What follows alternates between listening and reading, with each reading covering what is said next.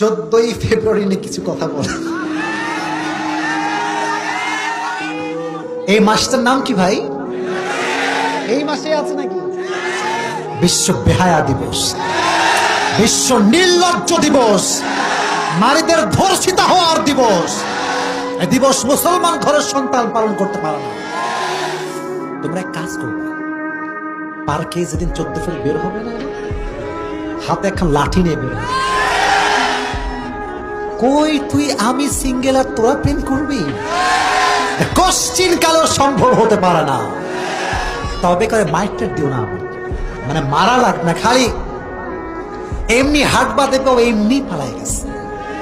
আসলে ভাই, যেখানে বাবারা এখানে এসেছেন যারা, বলতে চাই একটা কথা, 14ই ফেব্রুয়ারি এটা হবে অফ ডে, মানে হচ্ছে আপনার মেয়ে আপনার বাসার এরিয়ায় থাকবে, কোনো প্রাইভেট কোচিং সেই দিন হবে না। বলবে মা মা মা আজকে স্পেশাল ক্লাস আছে মা। এটা বাটপাড়ি ছাড়া আর কিছু হতে পারে না। অতএব 14ই ফেব্রুয়ারি আসবে, কোনো প্রাইভেট থাকবে না, কোচিং থাকবে না।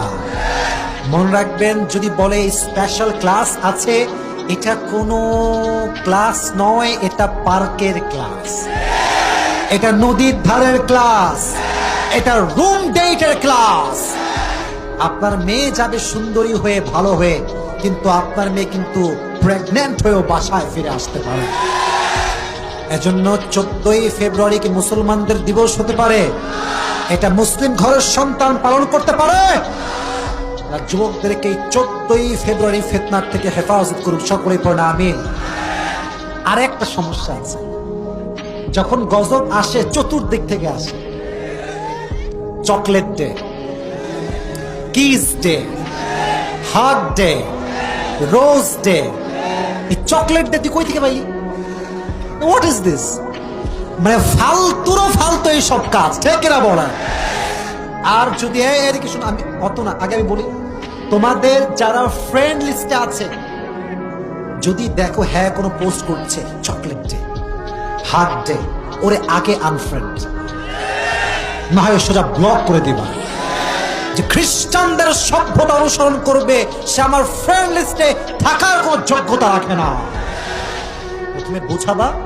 প্রথমে বোঝাবা, না মানলে আনফ্রেন্ড, ঠিক কিনা বল? অতএব 14ই ফেব্রুয়ারি পালন করা যাবে। আল্লাহ মেয়েদেরকে, যুবকদেরকে বোঝার তৌফিক দান করুন, সকলেই পড়েন আমিন।